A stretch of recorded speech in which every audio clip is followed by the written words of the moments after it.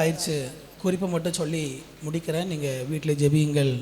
மூன்றாவது, ஒன்று, watch and pray, விழித்திருந்து ஜெபியுங்கள்.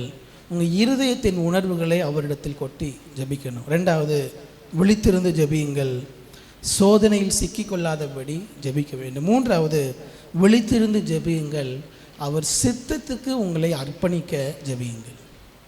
39ஆம் வசனத்தில் வாசிக்கும் போது சொல்லுகிறார், என் பிதாவே, இந்த பாத்திரம் என்னை விட்டு நீங்க கூடுமானால் நீங்கும்படி செய்யும், ஆகிலும் என் சித்தத்தின்படி அல்ல உம்முடைய சித்தத்தின்படி ஆக கடவுள். விழித்திருந்து ஜெபியுங்கள், என் சித்தம் அல்ல உம் சித்தம்.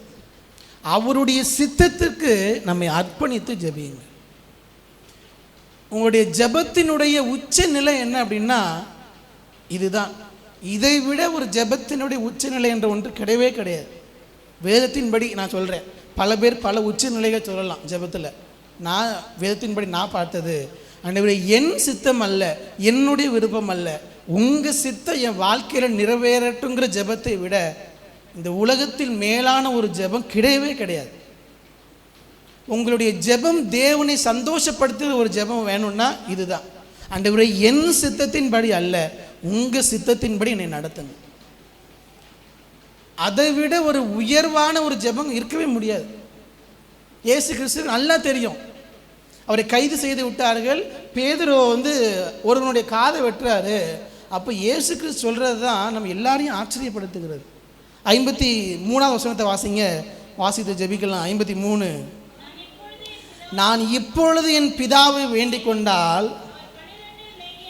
அவர் 12 லேகியோனுக்கு அதிகமான தூதரை என்னிடத்தில் அனுப்ப மாட்டார் என்று நினைக்கிறாயா? எந்த அளவுக்கு இயேசு கிறிஸ்து கான்ஃபிடன்ஸ் பாருங்க. நான் இப்போ ஜெபிச்சேன்னா ஆண்டவர் என்ன பண்ணுவார்?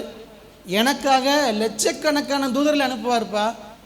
இதுலேருந்து என்னால் தப்பிக்க முடியாதுன்னு நினச்சியா அப்படின்னு பேதுரை பார்த்து சொல்கிறாரு. என்னால் முடியும், ஆனாலும் என் சித்தத்தின்படி நான் செய்ய மாட்டேன். அவர் சித்தம் என்னவோ அது என் வாழ்க்கையில் நிறைவேறட்டும். ஒருவேளை அன்னைக்கு ஆண்டவர் ஜெபிச்சிருந்தாருன்னா, விடுவிச்சிருந்தாருன்னா, இன்றைக்கி நீங்களும் நான் ரட்சிக்கப்படுறதுக்கு வாய்ப்பே இல்லை. அவர் அதன் வழியாக போனதுனால தான், அவருடைய ரத்தத்தினால தான் நீங்களும் நானும் இன்றைக்கி உட்காந்துருக்கிறோம்.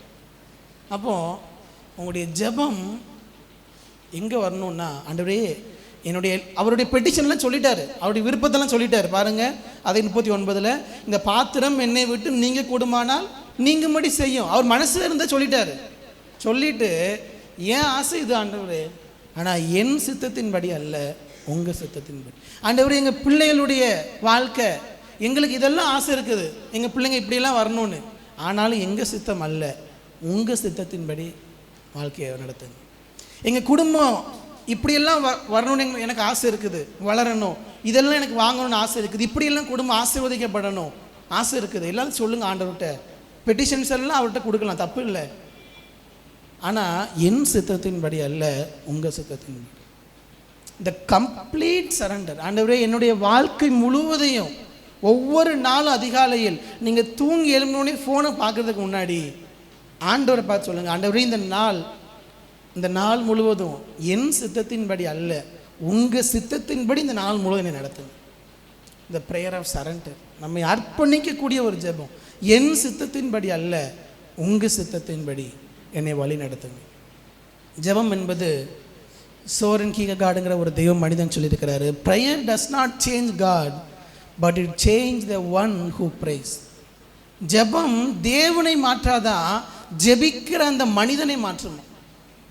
நம்ம நினச்சிக்கிறோம் நம்ம ஜெபிக்கிறது மூலமாக ஆண்டவரை மாற்றிடலாம். இல்லை, நீங்கள் ஜெபிக்கிறது மூலமாக ஆண்டவரை மாற்றலை, நீங்கள் ஜெபிப்பதின் மூலமாக உங்களை மாற்றிக்கொள்ளீர்கள் தேவ சித்தத்துக்கு ஏற்றாற் போல.